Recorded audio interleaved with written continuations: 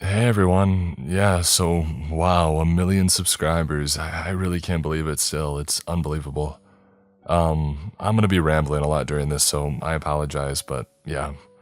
I started this channel around 8 years ago, just releasing a video about some creepy pizza delivery stories. I remember re-recording that video like so many times until I felt that it was finally good enough to post, and it's funny listening back to just how much my voice has changed over the years. But the video ended up getting maybe, I don't know, 10 views or something like that. And I was honestly kind of super discouraged and just ended up not posting any more videos after that for a while.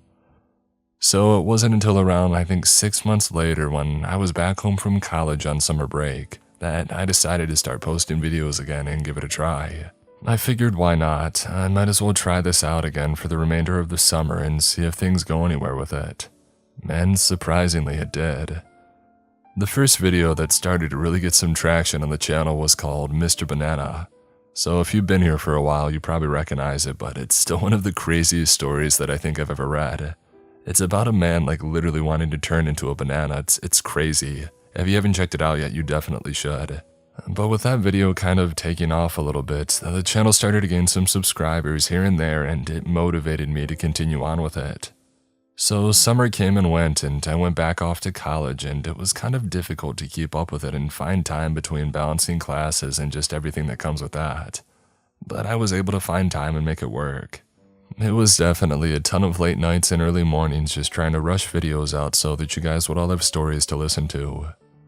After I graduated from college, I decided to start posting every single day, and the channel really seemed to take off during that time.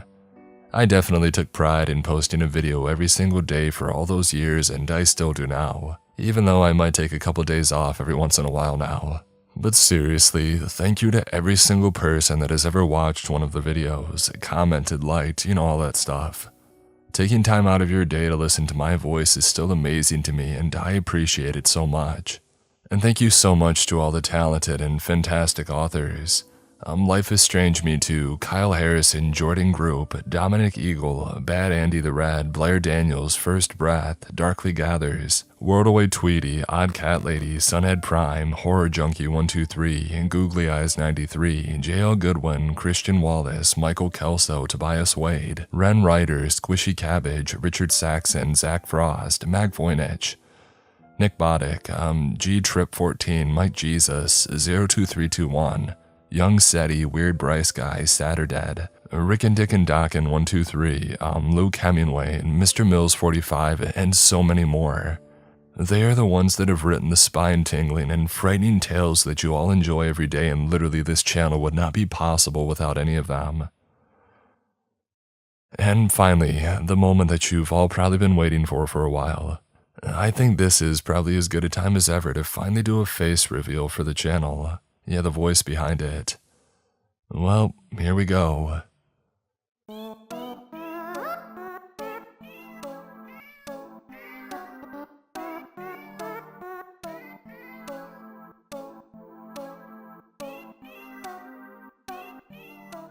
And I couldn't forget my two favorite assistant storytellers. Sorry guys, but I had to do it. But yes, let's get into today's story, Anomaly. This story definitely has that old school creepypasta feel, and I felt that it was appropriate for today's video. And please, if you enjoy this one, go check out the author's collection of other short stories which are linked in the description below. So without further ado, let's drift further into Mr. Creep's mind.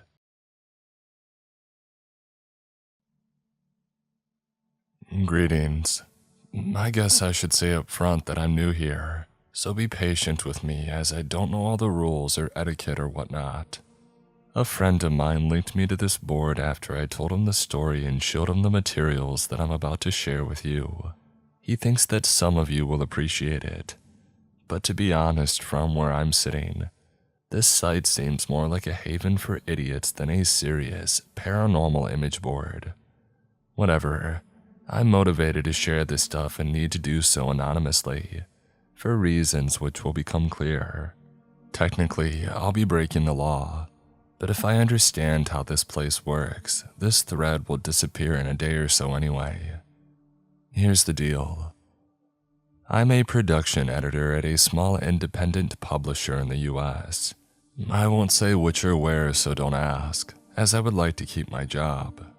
The pay isn't that great, but it's an easy gig, and I like the people that I work with.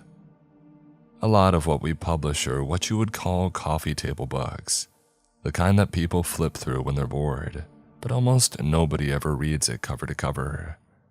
Bland pictorial histories of certain cities or states that sell well in regional gift shops, the occasional book of maps or a biography.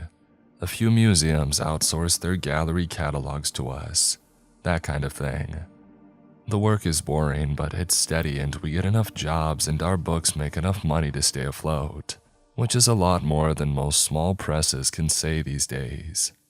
Because we've been around for a while, our name is somewhat known to history buffs and people who think they're an expert on such and such town in nowhere, Idaho, or some esoteric topic nobody really cares about.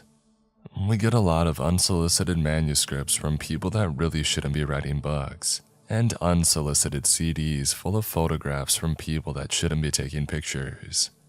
Because we're small and don't have a separate acquisitions editor position, the job of going through this slush pile gets passed around the office. Very rarely somebody will find something worth pursuing and pitch it to the rest of us, but our senior editor or publisher gets the final say. For the last 9 months, I've been working more or less nonstop on a book that everybody at the office was pretty excited about.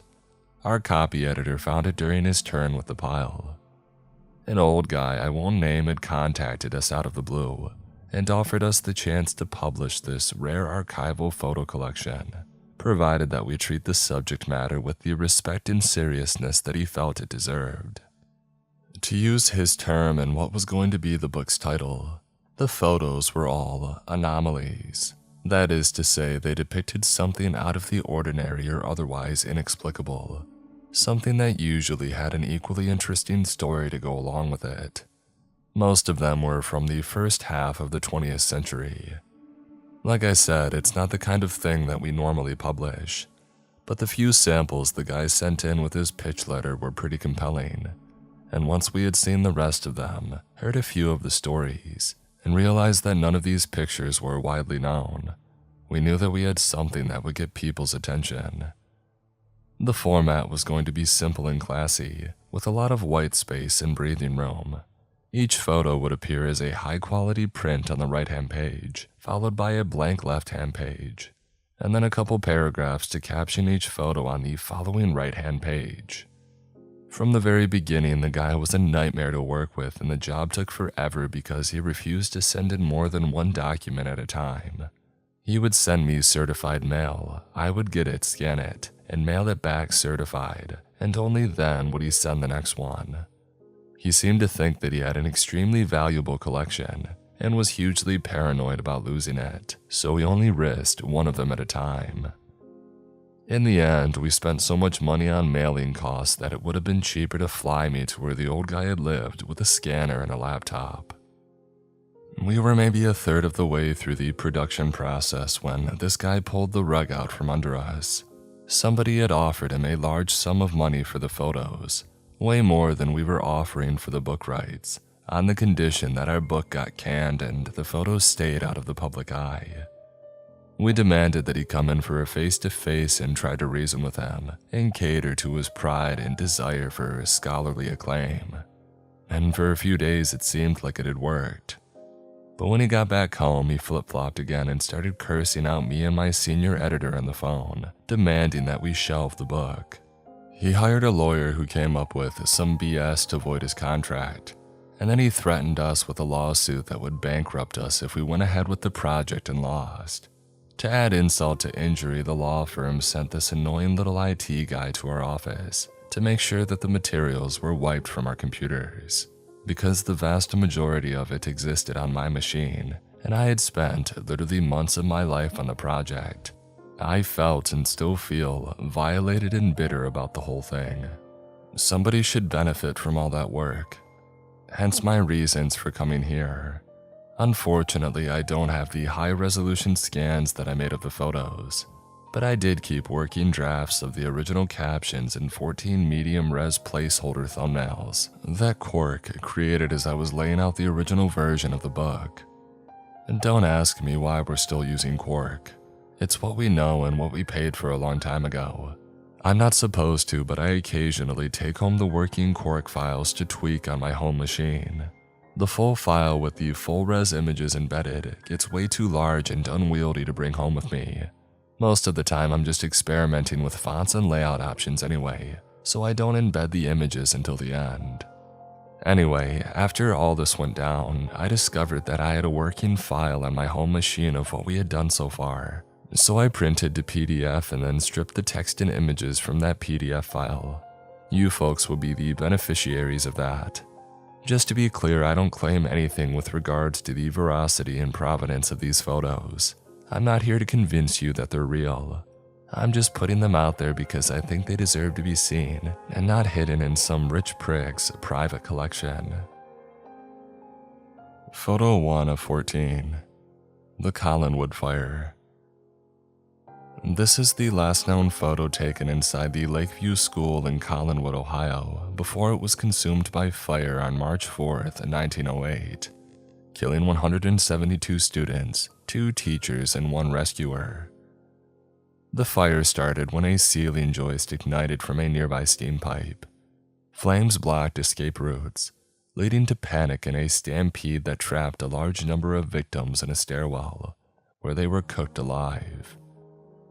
Additional casualties were incurred when burning students jumped from 2nd and 3rd story windows. Everyone in this photo perished, except for Mr. Olson, seated at the far right in the back row. The spectral artifacts in the photo remained unexplained. Photo 2 of 14. Charlie Noonan's last interview. Charlie Noonan was an amateur folklorist who traveled throughout the South and Southwestern United States during the early years of the 20th century, collecting tall tales and stories of the supernatural. According to his wife, Ellie, Charlie was told a story one day by an Oklahoma farmer about a strange woman who lived alone on an isolated property in the Panhandle. The farmer claimed the woman was not a woman at all but something else. Something that hid its true nature beneath a headscarf and was never seen without a large dog by its side. Noonan was apparently intrigued enough to try searching for the woman during one of his research road trips. He was never seen again. Ellie Noonan was later contacted by a Tulsa pawnbroker who remembered reading about her husband's disappearance in the papers, after finding his name engraved on a camera sold to him by an itinerant.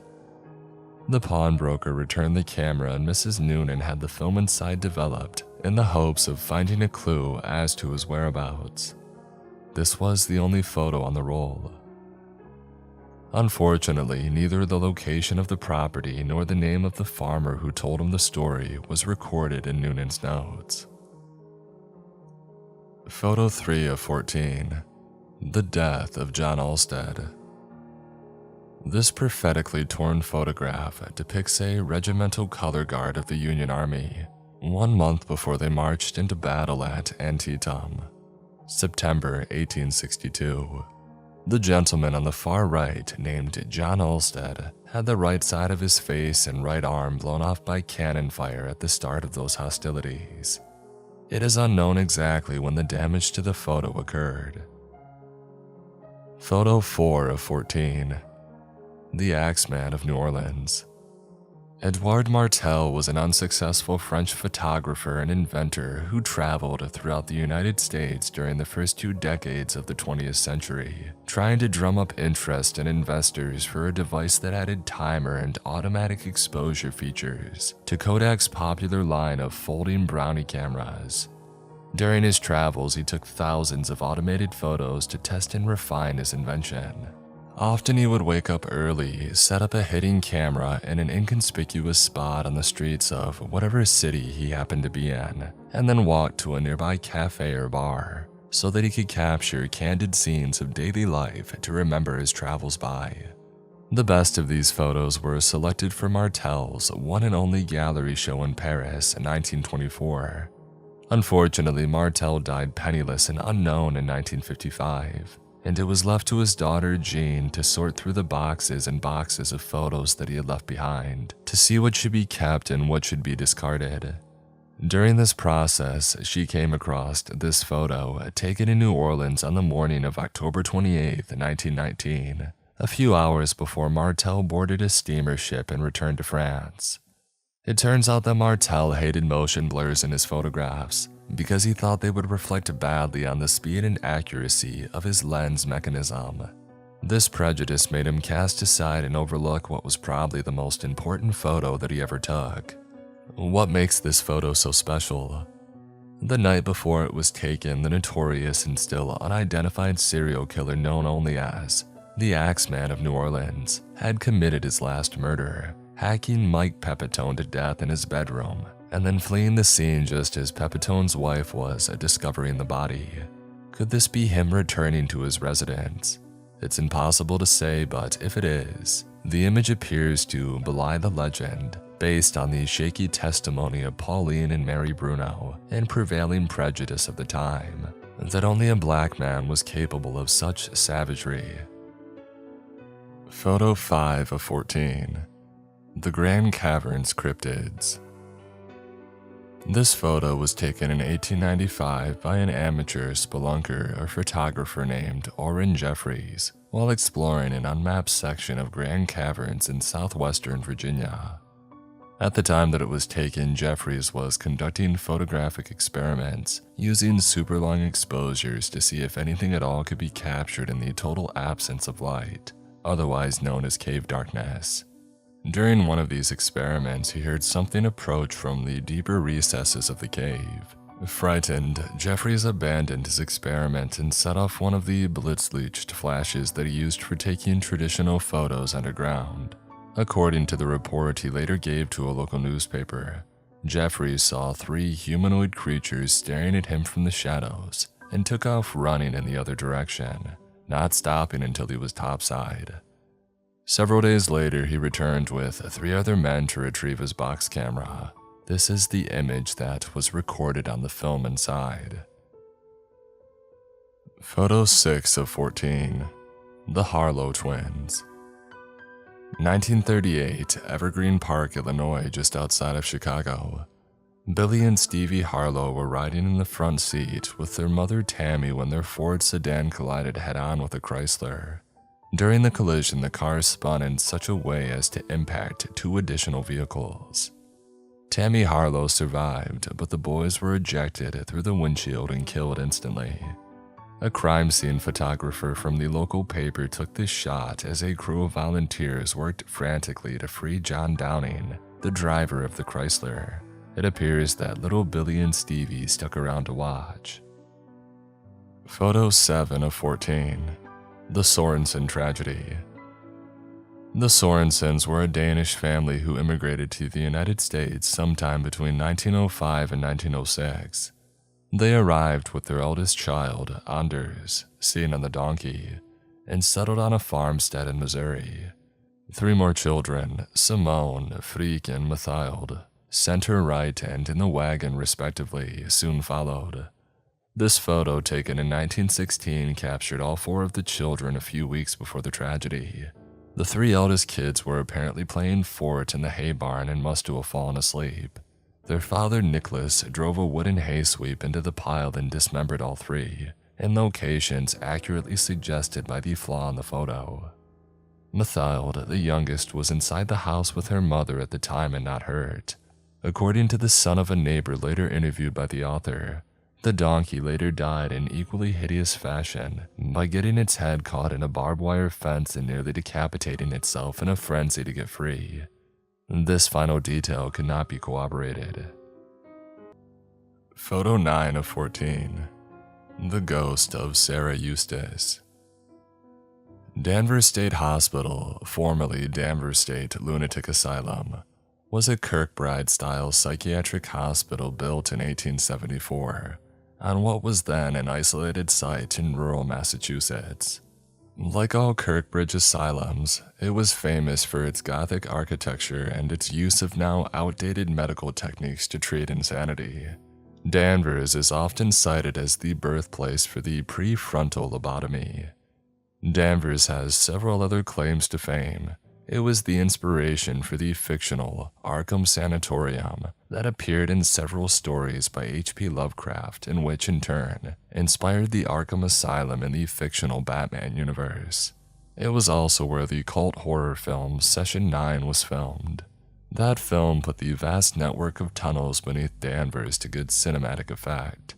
It's no accident the filmmakers chose to use the tunnels, as rumors of their haunting had dogged Danvers for over 100 years.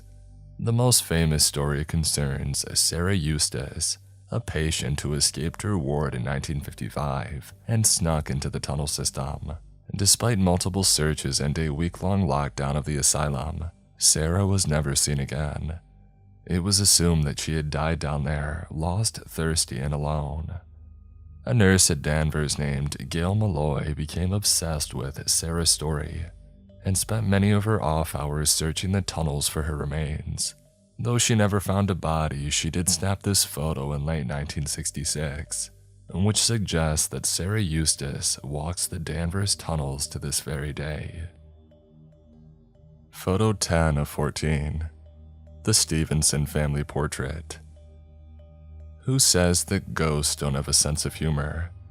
The Stevensons were a wealthy Boston family, proud of the industry and longevity with which most of the clan was blessed. This portrait, taken in 1945, was an effort to gather the oldest Stevensons together with one of the youngest. Amelia, in the center, aged 102, was granted the honor of a matriarch, while little Ophelia was the token child at 18 months. What the Stevensons did not realize until this photo was developed was that they had been joined that day by one of their deceased, James Pullum Stevenson, 1835 to 1932. Seated on the left, between his niece, Jenny, and his cousin Alfred, was easily identified by several of those present, and remembered fondly as a rascally uncle known for pranks and dirty jokes. Photo 11 of 14. The disappearance of Mrs. Yurnow. During her later years, Josephine Yurnow would take a walk every evening at dusk around her beloved neighborhood in Norwich, Connecticut. On November 12, 1935, she set out as usual and never returned. Extensive searches were conducted by a large team of volunteers and the police force, but no sign of her was ever found. 3 years later, Mrs. Yurnow was found squatting in front of a neighbor's house, without a mark on her body and in perfect health. When asked where she had been, Mrs. Yurnow was unable to understand the question. From her point of view, no time had passed. Against the advice of her neighbors and her doctor, she refused all medical treatment and resumed her life as if nothing had ever happened, including her nightly strolls. Another neighbor snapped this shot of her in the fall of 1938. Clouds of smoke from piles of burning leaves give it an appropriately eerie feel. On the same date in November 1940, 5 years after her initial disappearance, Mrs. Yurnow vanished again. This time, she was never seen again. Photo 12 of 14. The fate of Sally York. The 1912 threshing of little Sally York, aged 9, in the cotton loom of the North Fork textile mill was one of a handful of such accidents that helped legislators push through the Keating-Owen Act of 1916, the first child labor law in American history.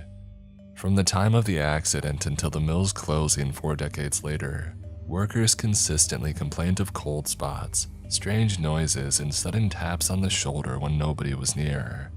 The mill's foreman never paid these complaints any mind until this photograph surfaced in 1932. It was taken by a traveling photographer named Benny Johnson, who promptly sold it to the North Fork Gazette for an unprecedented $10. The mill had shut down for the Christmas holidays and it was empty at the time. The photo was later blamed for the closing of the mill, though the Great Depression was the most likely cause of that. Photo 13 of 14. Lily Palmer's eyes. Lily Palmer was not quite 4 when she experienced what her doctors would later call an acute onset of sensory hallucinations.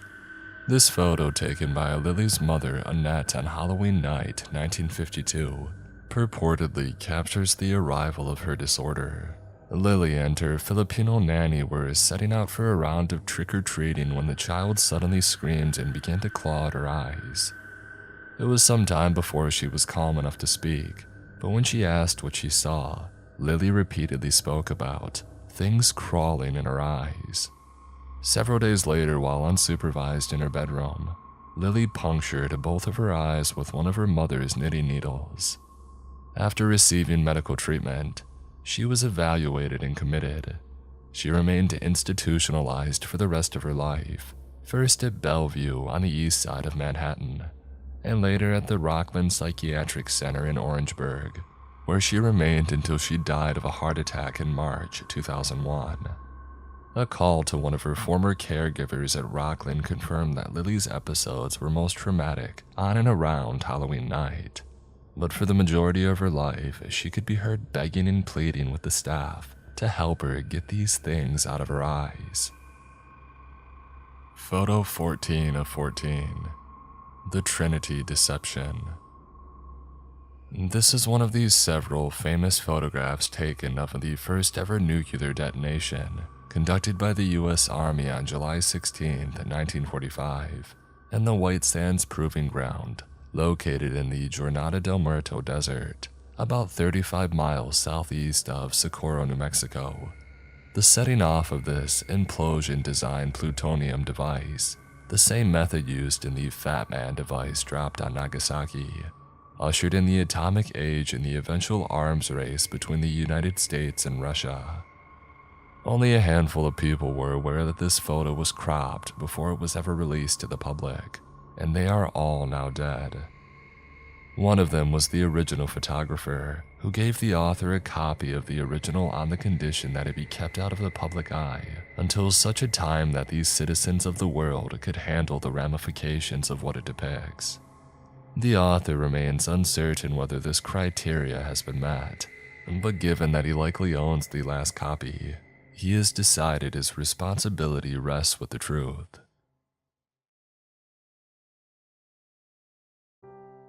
The first Anomaly was posted to 4chan's X on 12/7/2012 and has been circulating the internet in one form or another ever since. Almost a year later, late October 2013, somebody calling themselves Benefactor X posted this curious follow-up, which was mostly derailed by jaded trolls with poor reading comprehension. As a result, it did not get nearly the same traction and has been largely forgotten. It is presented here for archival purposes and best experienced after reading the original. As with that material, I make no claims as to the provenance or veracity of any of what follows. I have some early Halloween presents for you, but first, a little backstory. Remember this thread.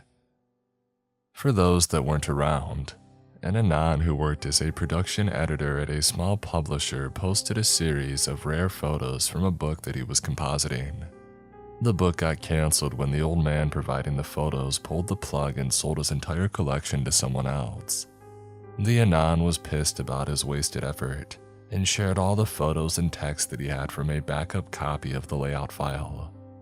Besides the fascinating and all too rare OC that he provided, I was struck by something that Anon said while explaining why he felt the urge to share the material. Let's just say the comment hit home. There are all kinds of ways to get rich. Most involve hard work and the willingness to put your career above everything else. The funny thing about inheriting money from a distant relative is that it doesn't even seem real, because you didn't earn it with your own hands, or see it add up and compound month by month, year by year. Because it just magically shows up one day in your bank account, it tends to feel like dream money. So a little while ago I began to ask myself, what does a person do with dream money? Most of you have probably heard of Sotheby's, the venerable auction house founded in London but now headquartered in New York. They broker most of the famous art auctions that fetch millions. This is common knowledge. Lesser known are the thousands of private sales that they handle each year. When you want to sell or buy a valuable object, the last thing you want is everybody to know that you own it. Imagine what a resource it would be for thieves, so the vast majority of Sotheby's auctions are private. Often, even the very fact of a sale is kept out of the public eye, and the pool of potential buyers is strictly controlled. In fact, their website has a preferred access section that is accessible by invitation only. Well, fortunately for me, I happen to have a preferred access account. I also have a taste for the macabre, hence my presence here. So imagine my surprise when I logged in at last week and saw what they had for sale under private auctions. Clearly, whoever bought the collection from the old guy was trying to make a huge profit by selling the photos piecemeal. Obviously, this isn't standard stuff for Sotheby's, but in October they sometimes have a themed string of private auctions. Last year they had a 16th century grimoire in cache of used torture implements from the Tower of London, among other things. The first thing that struck me was how overpriced they were. The second was that the collection included 30 photos all told, 16 more than in the original thread. The third thing I noticed was the complete lack of provenance for the collection. This is pretty strange for Sotheby's, so I wrote them an email about it. A few hours later, I got this reply. In the meantime, I took screenshots of each photo and copy-pasted the backstories that they included to interested bidders. Like I said, the auction included 30 images all told. I won't bother duplicating the 14 original images from the first thread, which have been reliably archived elsewhere. But here are the 16 others, which as far as I know, X has never seen. Happy Halloween. Don't say that I never gave you anything. By the way, stick around after the show to see what's in the box. Photo 15. The Watchers at the Window. For years, guests staying in this room at the old Riverside Inn in Jenner, California had complained of feeling watched through the window. But it wasn't until 1964 when a San Francisco travel writer named Michael Irwin thought to set up a timed exposure that evidence of actual voyeurs was brought to light. Irwin lay on the mostly obscured bed in the foreground and read a book while his camera took a series of long exposures. When he showed this photo to the hotel owner, he was promptly asked to leave. 2 days later, the owner was dead by his own hand, and Irwin was left with a creepy picture and an unsolved mystery. The identities of the children remain unknown. Photo 16. Aita in the Archives. Tim Stewart had only been working at the Cumberland County Archives for a little over 2 months when he took this photo, which allegedly captures the ghost of Ida Clark, an undersized, misshapen child who was taken down there, defiled and murdered by her custodian uncle in 1953. In the afterlife, Ida evidently enjoys displacing objects and whispering in the ears of anybody caught alone in the archives. Turnover of the staff there had always been abnormally high, but rumors of this photo have made it almost impossible to keep employees for very long. Photo 17. The Cornfield Cannibal. When Francis Dodson turned 7 in 1960, his parents gave him a relatively inexpensive 35mm camera. The following summer, the three of them toured Iowa and Nebraska in a Chevy Apache pickup truck outfitted with an Alaskan camper shell. Fran liked to stay in the camper while his parents drove and take roll after roll of random shots out the back as they rode down the road. He took this one somewhere outside Dubuque. When the roll was developed and his parents saw the photo, they asked Fran what he had seen. He allegedly replied, "A dead black man holding a white man's head by the hair." Who or what the photo actually depicts has never been conclusively determined. Photo 18. What Killed Jane Doe. Drag marks in the leaves and mud led Ohio hunter Earl Guthrie to this bizarre scene in 1959. He found the young, still unidentified female victim dead pale and withered, as if, in his own words, something had drank her dry. Her arms were embedded deeply into the soft earth beneath her and pinned back at an extreme angle. Her face was turned away and contorted as if in pain or terror. Arriving first, a local photographer aiding the police took one quick shot before an overwhelming sense of dread drove him back to the gravel road where he had parked. State police arrived several minutes later, but when they returned to the scene, the body was gone. Pareidolia is certainly in play, but one can't help but see in the bushes behind this poor woman some demonic mirror of whatever it was that took her. Photo 19. The Minister's Secret. In life, Reverend Alan Yarborough was a respected minister in the small village of Wickford, Rhode Island. In death, he became a regular spirit visitor to these seances held by Anne-Marie Cotiliano, a local medium. During his manifestations, Yarborough, speaking through Cotiliano, would often make cryptic references to a series of secret crimes that he had committed, for which he was never accused or punished. Concrete details were sketchy and hard to verify, but the things he said were horrifying and seemed to involve the ritual dismemberment of several unnamed local children, whom Yarborough had evidently abducted and kept imprisoned in a forgotten sub-basement of St. Paul's Episcopal. The photo seen here was the result of an experiment conducted during one of the last of these manifestations. Cotiliano invoked Yarborough as usual, and then at a prearranged signal, two attendees tied back the curtains so that a third could take a photo in natural lighting.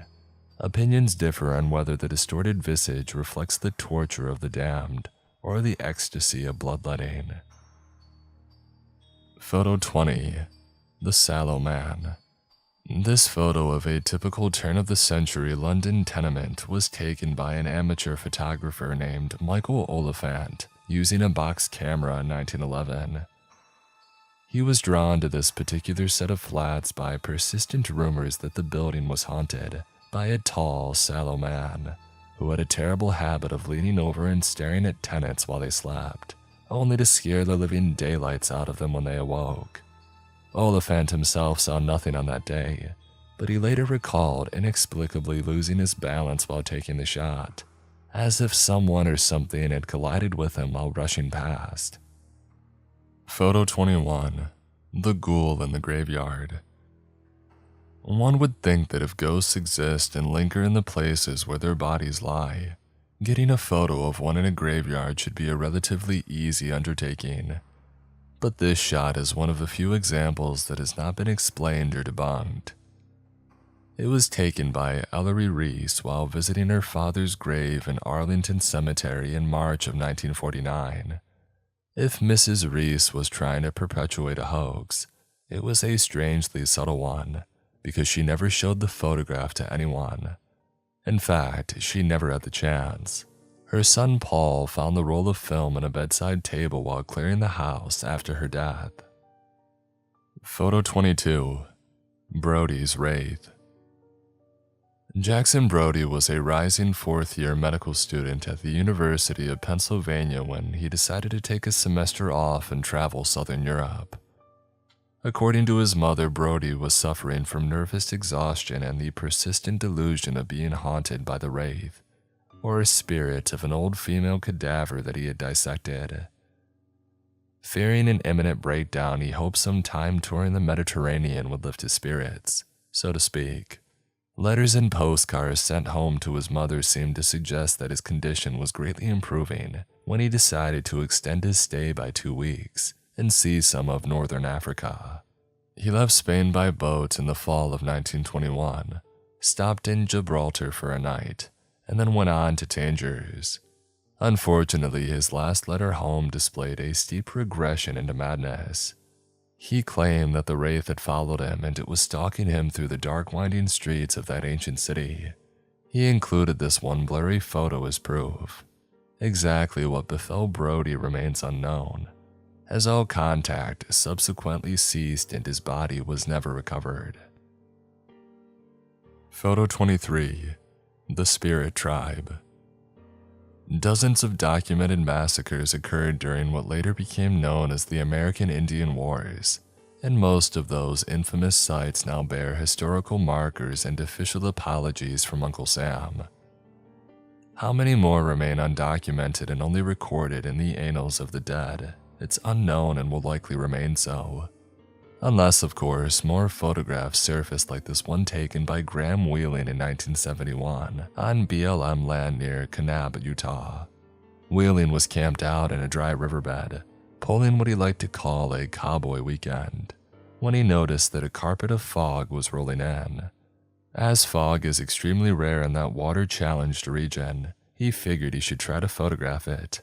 He set up his tripod and took a 2-minute exposure in low light. Only later in the dark room did he learn what he was really looking at. Photo 24. Forever Lost. Ernst and Rachel Tappig later admitted that they were necking when their daughters Lily and Hilda wandered away from the picnic blanket that they had spontaneously laid down near an old estate outside of Hornbach, Meinberg, in the Teutoburg forest.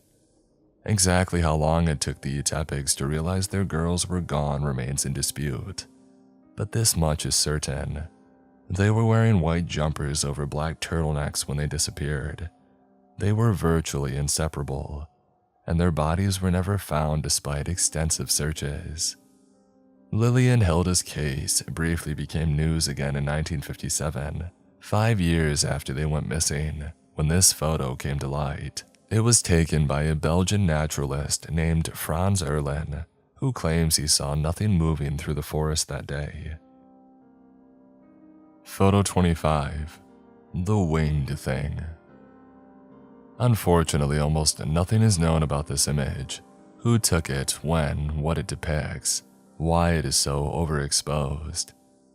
In early 1968, several months after the Mothman sightings in Point Pleasant, West Virginia, a vintage silver print of it was mailed, without return address and in a plain yellow envelope with a heavyweight clasp, to the Special Collections Division of the New York Public Library. Experts there could find no evidence of doctoring, and thought the image itself was quite old, possibly from the 19th century. It remained there uncatalogued until the library sold off a small portion of its undesired holdings in the early 70s. From there, it passed through several hands until joining the present collection. Photo 26. The Phrygian Jinn.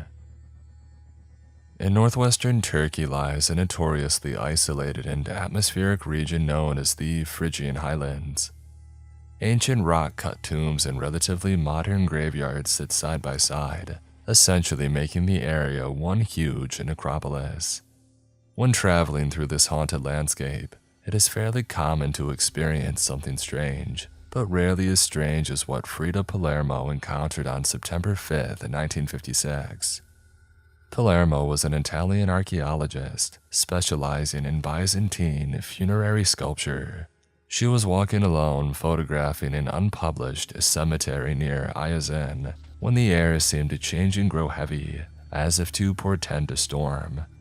She later described hearing a sound like wind across the mouths of 1,000 bottles, and then something became momentarily visible on the outcrop high above her, just long enough for her to grab this shot of what she subsequently dubbed the Phrygian Jinn. Photo 27. Still Life. Michael Evans was 15 and friendless in 1969 when he began wandering around town and taking photos of the abandoned houses and factories that were already beginning to swallow Detroit. He was fascinated by the swiftness with which nature could reclaim a man-made space, and especially liked to capture vines growing up walls. The images preceding this one on the roll suggest that is exactly what he was doing that fateful Saturday in April, before something caught his eye in the window above and he raised the lens to photograph it. How he ended up inside the house, what caused him to leave his camera behind, or why he didn't simply run away are questions that may never be answered. Photo 28. The Torture of Tilly Jane. In the era before abortion was legalized in the United States, short of a straightened coat hanger, the only option for a woman who wanted to terminate one was to locate a doctor willing to do the job on the sly. Some of the doctors were good men and some were not. At least one was a psychotic sadist. We know this because Tilly Jane Pridduck told her best friend Alice where she was going and why on the night before her shackled and mutilated body was found in a Philadelphia basement. We also know this because most of her large intestine and the tips of both her breasts had been removed and left on the floor beneath her. The amount of blood at the scene, coupled with deep, clawing gouges in the brick walls, led the attending medical examiner to conclude these atrocities had been committed while Tilly Jane was still alive and conscious. 10 years later, in 1941, a group of feminist mediums held a seance in the basement in an attempt to summon Tilly Jane and learn the killer's identity.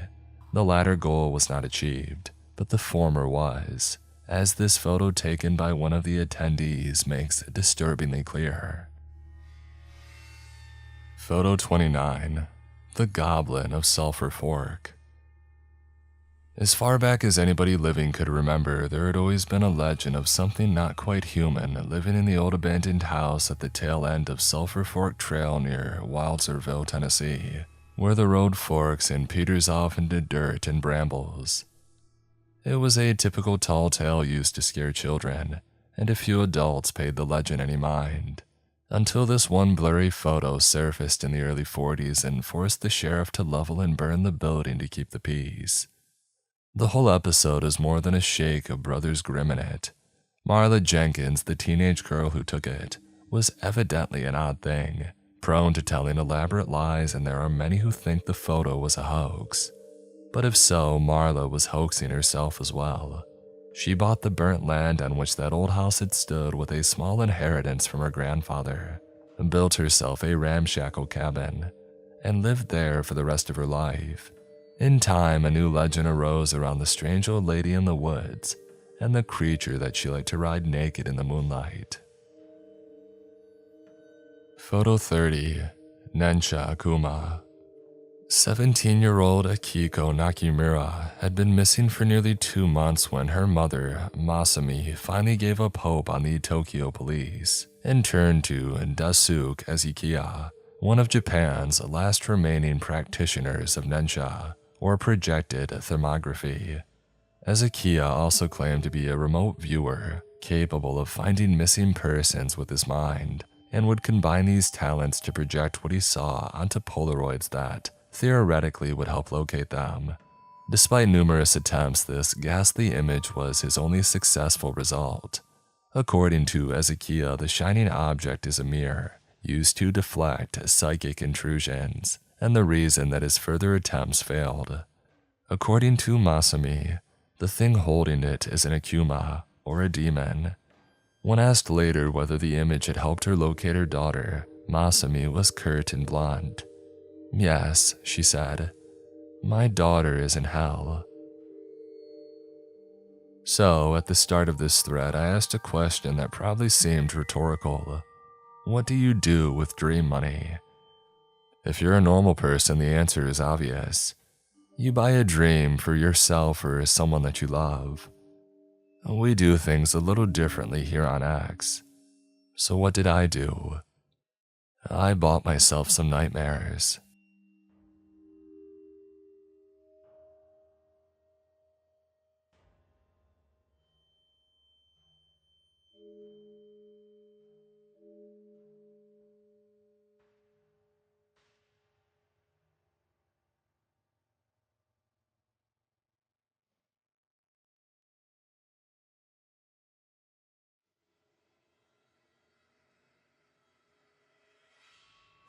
Andrew Harrington, Malcolm Black, Mark Norman, Damon McCory, Kathy McGuire, SWAT, Justin Fotenauer, Mina Lynn, Takio Zarilla, Sanjay Anthem, Sleepy Shroomy, Dragon Slayer 048, Richard French, Miss Eldridge, Jimmy Griffin, Shelley Bruno, Leon Knott, Ty Can't Play, That One Woodsman, Talamagara, Meat Gasher, Die Screaming, Nelson Asada, MB Massacre 91, Ray